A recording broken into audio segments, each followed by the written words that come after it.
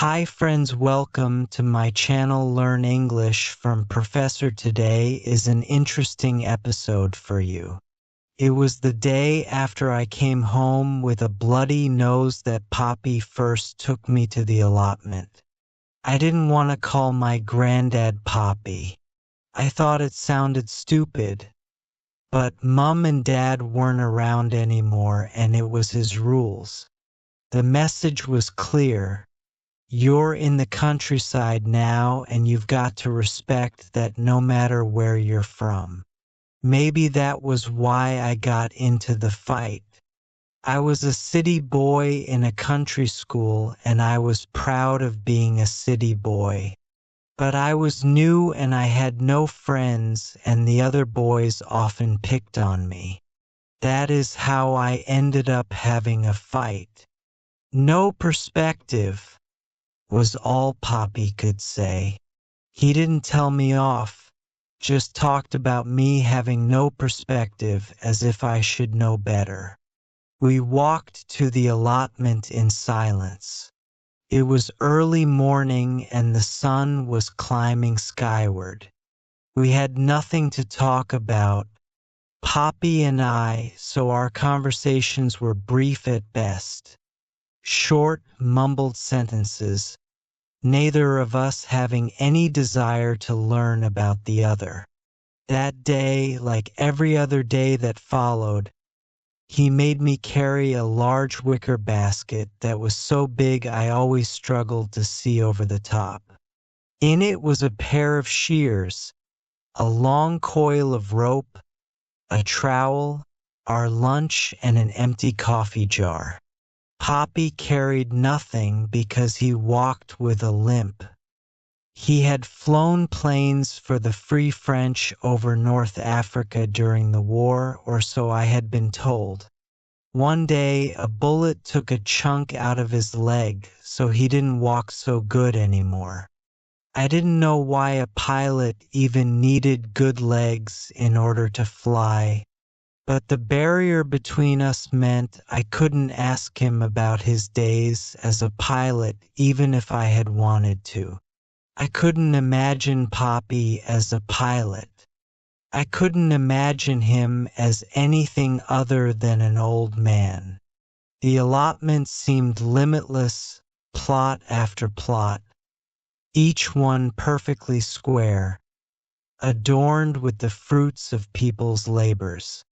There were mouth-watering raspberries and tomatoes, plump courgettes and vines of haricot vert, and vivid sunflowers that smiled at me as we passed them each day. When Poppy showed me his plot, my heart sank. Unlike the others I had seen, which were drenched in color and loaded with fruit and vegetables, Poppy's plot was an unloved square of dirt, riddled with weeds and stewarded by dozens of slimy slugs. "Back again, Edouard?" an old man asked. His name was Monsieur Jean-Paul, and he was always smiling and teasing. He was much fatter than Poppy, and he owned the 3 plots next to ours. He casually plucked a ripe tomato from one of his vines and inspected it with obvious glee before adding it to the pile of vegetables he had already collected in his little basket. "What is it this time?" he teased. "Another money tree, perhaps. You should try and grow easier crops in that dried-out dirt of yours." "So what?" Poppy replied to his taunting neighbor. "Easier crops, more produce." Monsieur Jean-Paul chuckled to himself, and with that he left us to it.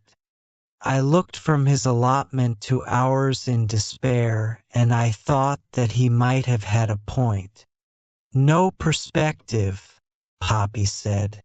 "Same problem as you." I frowned. I didn't know what he meant when he said no perspective. I could see things just fine. Poppy took the empty coffee jar from the big basket. He stooped awkwardly, picked up a slug from the ground and put it in the jar. He handed the jar to me and gestured for me to do the same. I did as he instructed and picked up a slug. It was fat and slimy and did not like being held one bit. I quickly put it in the jar and wiped my hands on my trousers. "Continue," said Poppy. And so I carried on while my grandfather awkwardly got down on his knees and slowly turned the soil with his trowel. The slugs I was catching moved faster than he did. "What are we doing, Poppy?" I asked after a while. What are we growing?" "So what?" Poppy replied in his usual gruff voice. Maybe he wasn't even listening to me. The days continued like that for a while and I hated them at first. Early in the morning and late afternoon we turned the soil and collected slugs. We went every day before and after school, and we went every weekend no matter what the weather. We avoided going at midday because no self-respecting Frenchman would go out in the midday sun. There was no point working in such heat. The afternoons were for rest. Every day was the same thing. Soil and slugs, slugs and soil. I carried the basket and always made sure we had the right gear. At home, in the evenings, Poppy was forever testing and strengthening the lengths of rope, always mending and fussing over the huge basket. And in this manner, very slowly, I don't know when or how, everything began to change. There was something about going to the allotment every day, something about the regularity of it, the reassuring predictability of it. It made me feel calm. I still didn't like school. I really missed my friends from the city, and I still didn't care much for the country kids. But I didn't mind them so much either. One day during morning break, the same boy tried to pick a fight with me again. But this time I ignored him and went on my way. "So what?" I said as I walked back to class. Another day we saw Monsieur Jean-Paul again. He was collecting his produce and placing it lovingly in his little basket. He howled in disbelief as he watched Poppy sprinkle salt into the dirt of our allotment. He called Poppy a crazy old fool. "Nothing grows in salt," he said with that smug smile of his. "Nothing at all." I had not noticed Poppy doing this before. I suppose I had been too busy collecting slugs and putting them in the glass jar as instructed. I did not like to agree with Monsieur Jean-Paul, but I said, "Surely he is right, Poppy.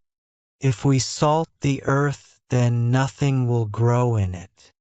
Poppy simply shrugged his usual shrug and said, "So what?" Monsieur Jean-Paul walked away, laughing to himself the whole time. "Crazy old fool," he said again.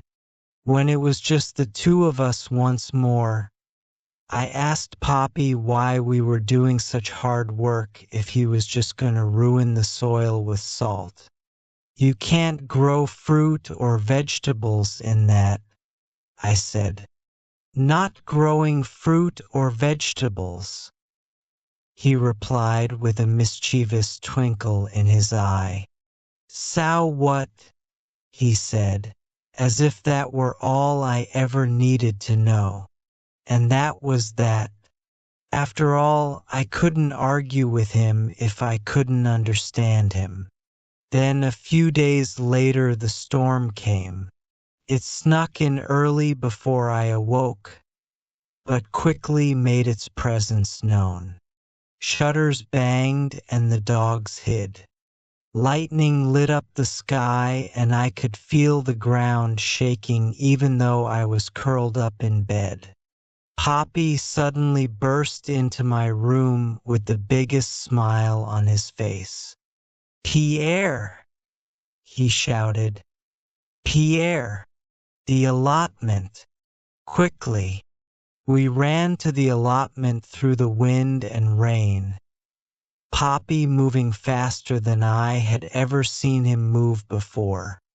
His leg hardly seemed to bother him at all, and he was almost skipping with all the excitement. I struggled to keep up because it was my job, as usual, to carry the huge basket and its contents of rope and jar and shears. Everything was in a mess when we arrived at the allotments. Bean plants clung to their canes like sailors to a sinking ship. Vegetables were uprooted, and the poor flowers were strewn all over the ground like wet flags. But that is not what grabbed my attention. My eyes were fixed firmly on Poppy's plot in the far corner. "What is that?" I asked, dumbfounded by the sight of the strange and giant plant. "Exactly," replied Poppy. "That is a what?" And with that he took the basket from my arms. "So what?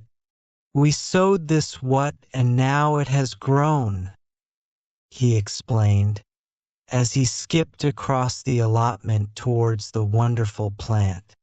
The best way for you to picture the what is if you imagine an explosion going off in a paint factory with all of the colors forming into an impossible flower.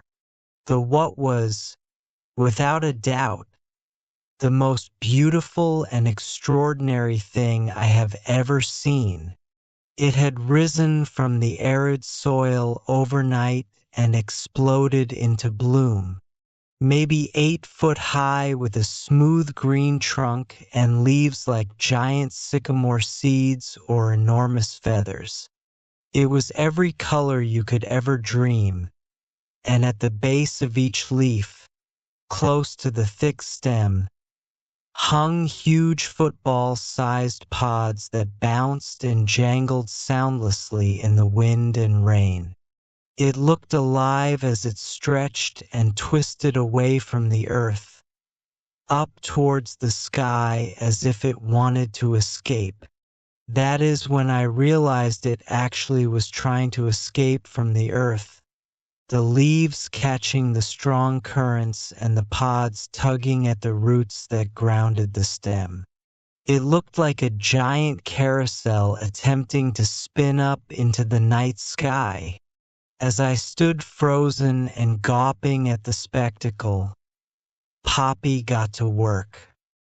He secured lengths of rope to either side of our basket, and then looped them around the body of the what and tied them in a knot. "Get in," he commanded, pointing at the basket with a smile. I did as he ordered, feeling both ridiculous and excited as we huddled together in the wicker carrier. Once we were in, Poppy got the shears and made ready to cut at the stem of the what. "Poppy, you can't kill it," I protested. "It's only just grown. Flower and seeds," Poppy explained. "The rest is below. It will grow again. Now hold tight," he said, and with 3 sharp hacks of the shears he cut right through the stem. Without the stem to anchor it, the plant slowly lifted up into the air. The ropes tightened and the basket, much to my delirious surprise, was pulled into the air behind the glorious what, up into the wind and rain and lightning above. On our way up, the basket flattened Monsieur Jean-Paul's shed, and I swore that I heard Poppy give a little chuckle to himself. I remember holding on very tightly to Poppy then, and I must have closed my eyes in fear as we drifted higher and higher up into the sky.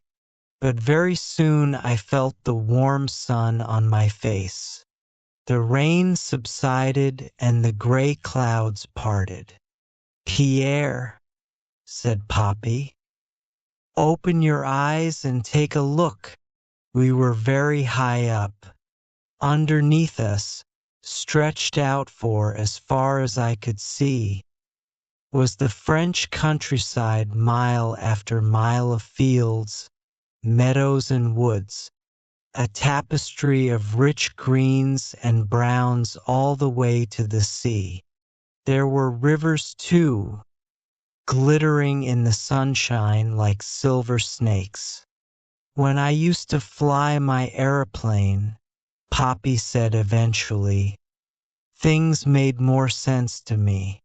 It's important you see it too. Distance from your problems gives you perspective." That was when I truly understood what Poppy meant by perspective. I thought about the kids at school and how I didn't quite fit in. And then I thought about being far away from my friends in the city. But it didn't seem to matter so much at the end of the day, not in the big scheme of things. I realized then that any problem can be overcome given enough time and a little help from those who love you. And I had both.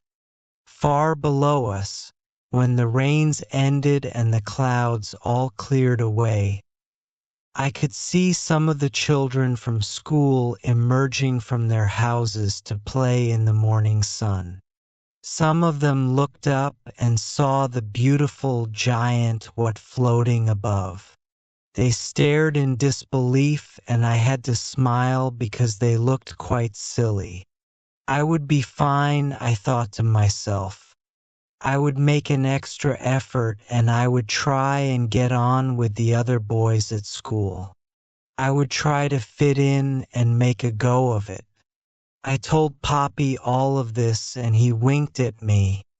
"And if not," he said, grinning from ear to ear, "well then we always have these." He opened the coffee jar of slugs and held one between his thumb and forefinger. "Like in the war," he said. "Bombs away." And with that he launched the slug at the children below. I thanked Poppy for his kindness and the valuable lesson he had taught me. Then, after a while, I asked nervously, "Poppy, how do we get down?" "Later," Poppy chuckled. "When we are good and ready, we can stay up here for now. So what if we drift for a while? We can always find our way home." I smiled and hugged Poppy. So what indeed? I thought. So what indeed?